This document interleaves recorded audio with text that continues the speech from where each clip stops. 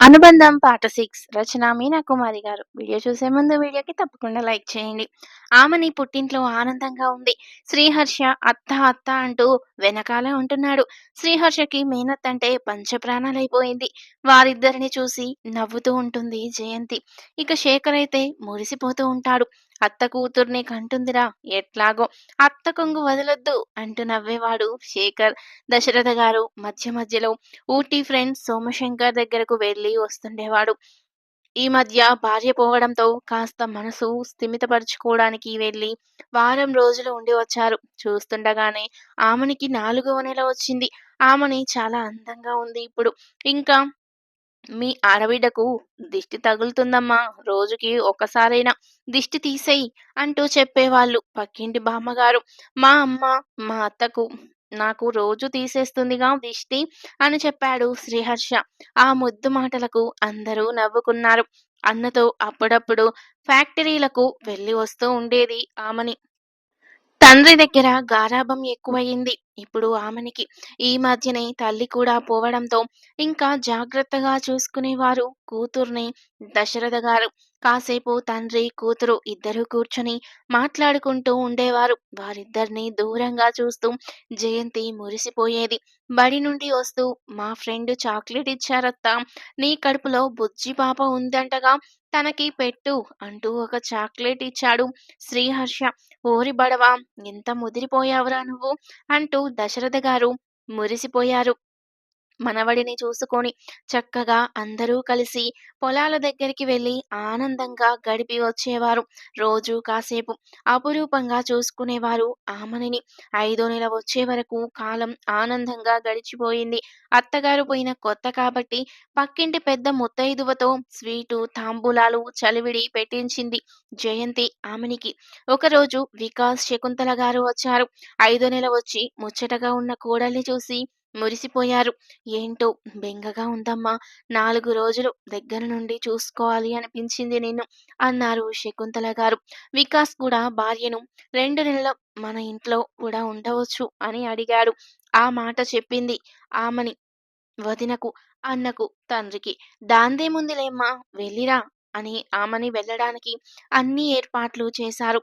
శ్రీహర్ష ఒకటే ఏడుపు. వెళ్ళొద్దు, వెళ్ళొద్దు అంటూ మళ్ళీ వెంటనే వచ్చేస్తుందిరా, నీకు మరదల్ని కూడా తీసుకొస్తుంది ఆడుకుంటానికి అంటూ చెప్పారు శేఖర్ గారు. దశరథ్ గారు కూడా కన్నీళ్లు పెట్టుకుంటూ కూతుర్ని పంపారు. జయంతికి దంపతులు ఇద్దరూ ఆనందంగా ఉంటే అంతే చాలు అనుకుంది. శేఖర్‌కి కొద్దిగా బాధ అనిపించింది చెల్లెల్ని పంపిస్తుంటే. నిజమేలే, జయంతి నీళ్లు పోసుకున్నప్పుడు కూడా వారి పుట్టింటి దగ్గర అసలు వదిలేవాడు కాదు తను. వికాస్‌కైనా బెంగగా ఉంటుందిగా అనుకున్నాడు శేఖర్. వచ్చే దుఃఖాన్ని ఎంతో బిగబెట్టుకున్నాడు శ్రీహర్ష. ఆనందంగా అత్తగారింటికి చేరింది ఆమని. భర్త మాట, తీరు, మంచితనం చూసి మురిసిపోయింది. అత్తగారు కాలు కింద పెట్టాను ఇవ్వకుండా కంటికి రెప్పలా చూసుకుంటుంది ఆమనిని. నిజమే, కొడుకుపై కేసు లేకుండా చేసి తప్పు చేశానేమో అని బాధపడింది కానీ వికాస్‌లో వచ్చిన మార్పు చూసి ఇప్పుడు ఆనందంగా ఉన్నారు శకుంతల గారు. వికాస్ టాబ్లెట్లు వేసుకుంటూ ఉన్నాడు. డ్రింక్ కూడా చేయడం లేదు. ఎందుకండి టాబ్లెట్స్ వాడుతున్నారు అని అడిగింది ఆమని. ఏం లేదు అంటూ నవ్వాడు వికాస్. తనకు తనే డ్రింక్ మానేశాడు అని శకుంతల గారికి చాలా ఆనందంగా ఉంది. ఒకరోజు ఆ టాబ్లెట్లు చూసింది ఆమని. బీపీ టాబ్లెట్స్ ఉన్నాయి, ఆహారంలో సాల్ట్ తగ్గించండి అత్తయ్య గారు అని చెప్పింది. వికాస్ గారికి బీపీ వచ్చినట్లు కూడా చెప్పింది. అప్పుడు ఆమెని హింసించిన తర్వాత ఆమెని ఒంటి మీద చెయ్యి కూడా వేయలేదు వికాస్. ఇదివరకు తన అత్తగారింట్లో నిద్రపోవాలంటే చచ్చేంత భయం వేసేది ఆమెనికి. ఇప్పుడు హాయిగా నిద్రపోతోంది. పుట్టింటికి ఫోన్ చేసి తండ్రితో, అన్నయ్యతో, వదినతో, మేనల్లుడితో ఆనందంగా మాట్లాడుతూ ఉంది ఆమని. 6వ నెల కూడా వచ్చింది ఆమనికి. ఆమని బిడ్డను జాగ్రత్తగా చూసుకో అంటూ ఆమని తల నిమురుతూ మాట్లాడుతున్న భర్త వైపు చూసింది. ఏంటండి అని అడిగింది ఆమెని. ఏం లేదు అంటూ తల్లి దగ్గర కూర్చొని కాసేపు మాట్లాడి బయటకు వెళ్ళాడు వికాస్. ఎందుకో కొడుకును చూస్తే ఆమెకు ఒక రకంగా అనుమానం అనిపించింది. వికాస్ కార్ డ్రైవర్‌ను వివరం అడిగింది శకుంతల గారు. తరచూ హాస్పిటల్‌కి వెళ్తున్నారు వికాస్ అని చెప్పాడు డ్రైవర్. ఆ డాక్టర్ శకుంతల గారికి బాగానే తెలుసు. అందుకే అతన్ని కలిసింది. ఆమనిని పుట్టింటికి పంపేసిన తర్వాత రోజు వికాస్ కారు నడుపుతూ గుండె నొప్పిగా ఉండడంతో హాస్పిటల్‌కి వెళ్ళాడు. డాక్టర్ గారు అన్ని టెస్టులు చేసి మీరు ఏ రకంగానూ ఉద్రేకపడకూడదు, భార్యతో కలవకూడదు. అలా జరిగిన పరిస్థితిలో ఉద్రేకపడి హార్ట్ బీట్ పెరిగిపోయి హార్ట్ ఆగిపోవచ్చు అని చెప్పారు. అక్కడితో వికాస్‌కి విర్రవీగిన తత్వం. ఎన్నాళ్ళో దేనికైనా శిక్ష తప్పదు. గంగ కాళ్ళ వేళ్ళ పడి ఎంత వేడుకున్నా తను వదల్లేదు. పశువులా కన్నా హీనంగా ఆమె జీవితాన్ని నాశనం చేశాడు. బంగారు బొమ్మలాంటి సున్నితమైన భార్యకు ప్రతిరోజు నరకాన్ని చూపించాడు. విచ్చలవిడి శృంగారానికి అలవాటు పడ్డాడు. విచ్చలవిడిగా మద్యం తాగుతూ స్నేహితులతో కలిసి కూడా కొన్ని తప్పులు చేశాడు. ఇతరులను హింసించిన వారికి హింసించిన నాలు ఆనందమే. కానీ ఆ భగవంతుడు కన్నిన పడిన మరుక్షణం తప్పించుకునేవారు ముల్లోకాలలో ఎవరూ లేరు. ఇప్పుడు ఆ శిక్ష పడి అనుభవిస్తున్నాడు వికాస్. కొడుకు సంగతులు విన్న శకుంతల గారు కన్నీరు పెట్టుకుంది. అనుకుంటూనే ఉన్నాను, ఆడవారి ఉసురు ఊరికే పోదు అని. అందున అభం శుభం తెలియని వారి ఉసురు భయంకరమైనది. శకుంతల గారు బాధపడుతూ ఇంటికి చేరారు. వికాస్ అలాగే కూర్చొని ఆలోచిస్తున్నాడు. ఆమని ఆనందంగా మాట్లాడుతూ ఉంది భర్తతో. ఉప్పు లేని ఆహారం పెడుతూ ఉంది. బీపీ ఒక్కటే అని ఆమె అనుకుంటుంది. అత్తయ్యగారు ఏమిటో నీరసంగా ఉన్నారు అని అడిగింది ఆమని. పైకి లెగబోతున్న ఆమె మొహం వైపు చూసి దుఃఖం ఆగలేదు శకుంతల గారికి. బొట్టు లేని ఆమని ముఖం ఒక్కసారి కళ్ళ ముందు కనిపించింది. తట్టుకోలేకపోయింది. ఎంత దుర్మార్గుడైన కొడుకు కొడుకే. అతనితో తలకొరివి పెట్టించుకుని వెళ్ళిపోవాలి అనుకుంటుంది ప్రతి తల్లి. కానీ తల్లి ముందు బిడ్డ వెళ్ళిపోవడం ఏ తల్లి భరించలేదు. భగవంతుడా! ఏమి సుఖపడ్డాను జీవితంలో, ఎవరి ప్రేమను పొందలేకపోయాను. నేను ప్రేమించిన వారు కూడా చేశావు. ఈరోజు అమ్మని జీవితం అని అనుకుంటూ, ఆలోచిస్తూ శకుంతల గారు అలాగే లోపల కూర్చుండిపోయారు. ఆరో నెల జరుగుతున్న ఆమని నీరసంగా ఉంది. ఈ అమ్మాయికి. ఈ సమయంలో ఈ విషయం చెబితే ఎలా తట్టుకుంటుంది అని బాధపడ్డారు శకుంతల గారు. వీడియో చూసే ముందు ప్లీజ్ అండి, వీడియోకి తప్పకుండా లైక్ చేయండి. సబ్స్క్రైబ్ కూడా తప్పకుండా చేసుకోండి. జాగ్రత్తగా ఉండాలి. ఉద్రేకపడకూడదు. మందు తాగకూడదు. ఎంతకాలం ఉండగలుగుతాడు అలా?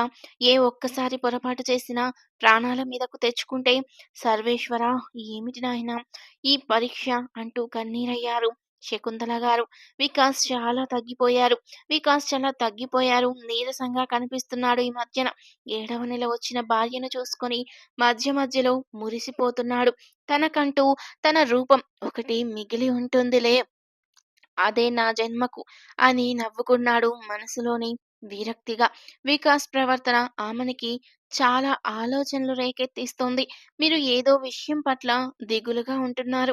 ఎందువల్ల అని అడిగింది ఆమని. ఆమని పొట్ట మీద చెయ్యి వేసి ఏ దిగులు లేదు ఆమని. మన బిడ్డను చూసుకుంటే చాలు అనిపిస్తుంది నాకు అన్నాడు వికాస్. శకుంతల గారు వికాస్ సంగతి కోడలికి చెప్పొద్దు అనుకున్నారు. ఆ రోజు అందరూ గెస్ట్ హౌస్‌కి వెళ్లి కాసేపు గడుపుదామనుకున్నారు. అలానే గెస్ట్ హౌస్‌కి బయలుదేరింది కారు. 2 కళ్ళు గమనిస్తూనే ఉన్నాయి ఆ కారుని. ఆ గెస్ట్ హౌస్‌లో ఆ చెట్లు, ఆ వాతావరణం ఆమెనికి ఎంతో నచ్చింది. అక్కడ వాచ్‌మెన్ వెళ్లి ముగ్గురికి క్యారేజ్ తీసుకొచ్చాడు. అయ్యగారు, నేను ఇంటికి వెళ్తున్నాను అయ్యా. ఈరోజు మీరు ఉన్నారు కదా! నా భార్య బిడ్డలకి కాడికి వెళ్ళి వస్తా అని చెప్పాడు వాచ్‌మెన్. వెళ్ళిరా అని సంతోషంగా పంపించాడు వికాస్. ఎప్పుడు చూసినా తాగుతూ ఎవరో ఒక అమ్మాయితో గడుపుతూ ఉండే వికాస్ బాబు గారు చాలా మంచిగా మారిపోయారు అని ఆనందపడ్డాడు వాచ్మెన్. వాచ్మెన్ వెళ్ళాక గేటుకు తాళం వేసి వచ్చారు శకుంతల గారు. ముగ్గురు భోజనాలు చేశారు. నిద్రొస్తుందండి అంటూ పడుకుంది ఆమని. శకుంతల గారు కూడా వెళ్ళి నిద్రపోయారు. ఇంతలో ఏదో పెద్ద చప్పుడయింది. వికాస్ ఆశ్చర్యంగా చూశాడు. ఎవరు అంటూ అడిగాడు. ఇంటి చుట్టూ చూసి వచ్చాడు. ఎవరూ కనిపించలేదు. కానీ ఎవరో లోపలికి దూకిన శబ్దంలా వినిపించింది. ఆ శబ్దానికి ఆమని కూడా లేచింది. ఎవరూ లేరనుకొని వికాస్ వచ్చి వాళ్ళ కుర్చీలో కూర్చున్నాడు. "పడుకో ఆమని" అని చెప్పాడు వికాస్. "ఎన్నో పొరపాట్లు చేశాను. డ్రింక్ చేయాలని మనసు ఉవ్విళ్ళూరుతోంది. ఆమనితో కాసేపు ఆనందంగా గడపాలని అనిపిస్తోంది. ఒక్కోసారి కానీ రెండూ కరెక్ట్ కాదు. నాకు పుట్టబోయే బిడ్డని నేను చూసుకోవాలి. అబ్బాయో, అమ్మాయో తెలుసుకోవాలి" అంటూ పుట్టబోయే వారి గురించి ఆలోచిస్తూ ఉన్నాడు వికాస్. ఇంతలో మళ్ళీ శబ్దమయ్యింది. ఏదో బకెట్ తన్నిన శబ్దమొచ్చింది. "ఎవరు? ఎవరు?" అన్నాడు వికాస్. ఆమని లేచి వచ్చింది. "ఏదో శబ్దమొచ్చిందండి. ఏంటో ఒక రకంగా భయమనిపిస్తోంది ఇక్కడ" అంది ఆమని. "వెళ్ళిపోదాంలే తెల్లారగానే" అని చెప్పాడు వికాస్. "చుట్టూ చెట్లు కదా! అలానే ఉంటుంది. అదీ కాక ఇళ్ళకు దూరంగా ఉంటుంది మన గెస్ట్ హౌస్ అని. ఇక్కడ పడుకో పోనీ నా దగ్గర" అని పక్కనే సోఫా ఉంటే అందులో పడుకుంది ఆమని. ఆమని పొట్ట నిమురుతూ ఆనందంగా ఆమని వైపు చూస్తూ ఉన్నాడు వికాస్. "ఆమని, నన్ను క్షమించు. నిన్ను చాలా తిప్పలు పెట్టాను. నా తప్పులు మన్నించు" అన్నాడు. ఒక్కసారిగా వికాస్ తలుపు దగ్గర శబ్దం అనిపించింది. తర్వాత ఏం జరిగింది? వచ్చింది ఎవరు? అనేది నెక్స్ట్ పార్ట్‌లో తెలుసుకుందాం. వీడియో నచ్చితే లైక్ చేసి సబ్స్క్రైబ్ చేసుకోండి. Thank you for watching.